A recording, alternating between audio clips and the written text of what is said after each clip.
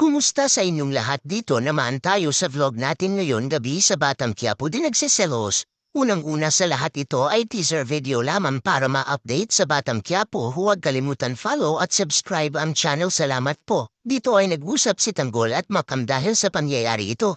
Nagsisi si Makam sa pumili niyang asawa. Ito si Bubbles ay nakiramdam nito at nakinig sa usapan nila.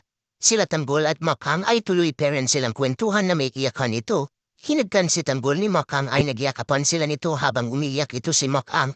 Ito si Bubbles ay nagselos ito na di pinakita kay Tanggol ito. Nag-usap sila Tanggol at Makam sino kasama ito at pumapatay siya ng tao nito dahil may umuutos nito mayon papatayin ni Chief Espinas ang mga kaibigan nito. Ito nagdabog si Bubbles ito at narinig nila. Kaya ito si Bubbles ay nagsalita ito mag-isa dahil sa selos nito kay Makam.